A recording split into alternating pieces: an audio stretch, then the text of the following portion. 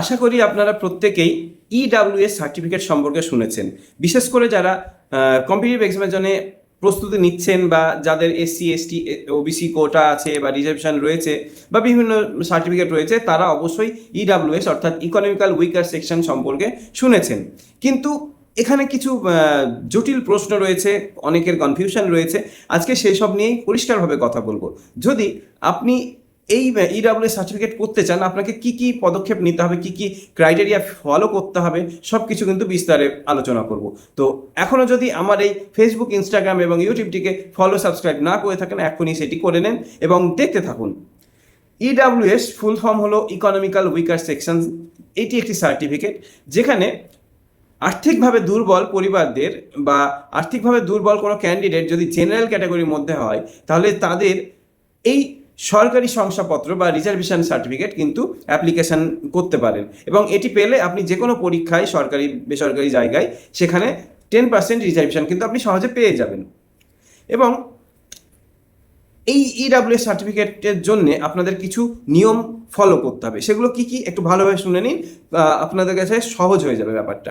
প্রথমত, আবেদনকারীকে অবশ্যই জেনারেল ক্যাটাগরির মধ্যে হতে হবে।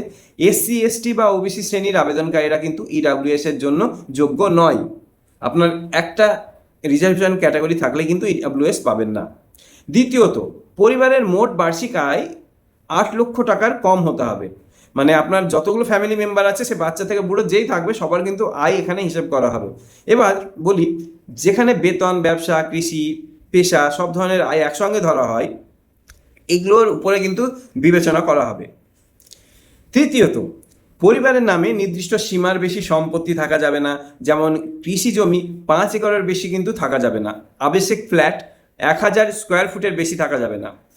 এছাড়া পৌরসভা এলাকায় আবাসিক প্লট 100 বর্গ গজের মধ্যে থাকতে হবে। ঠিক আছে, 100 বর্গ গজ মাথায় রাখবেন। এবং পৌরসভার বাইরে যেই যাচ্ছেন তখন কিন্তু আপনাকে সেটা 200 বর্গ গজের মধ্যে থাকতে হবে। এর বেশি হলে কিন্তু আপনি অ্যাপ্লিকেশন করতে পারছেন না। এখানে একটি গুরুত্বপূর্ণ বিষয় হলো, আবেদনকারীর পাশাপাশি তার বাবা মা, অবিবাহিত 18 বছরের কম বয়সী ভাই বোন, স্বামী বা স্ত্রী এবং 18 বছরের কম বয়সী সন্তানদের আয় ও সম্পত্তিও কিন্তু একসঙ্গে, মানে যত প্রথমেই বললাম বাচ্চা থেকে বুড়ো যতজন থাকবে সবার ইনকাম, সম্পত্তি সব কিন্তু বিবেচনা করা হবে।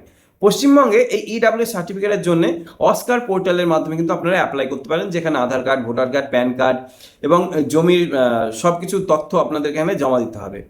আশা করি আজকের এই ভিডিওটি আপনাদের প্রত্যেকের ভালো লেগেছে। ভালো লাগলে আমাকে অবশ্যই কমেন্ট করে জানাবেন এবং বেশি বেশি করে ভিডিওটি শেয়ার করে দেবেন, অন্য বন্ধুদেরকে দেখার সুযোগ করে দিন। ধন্যবাদ।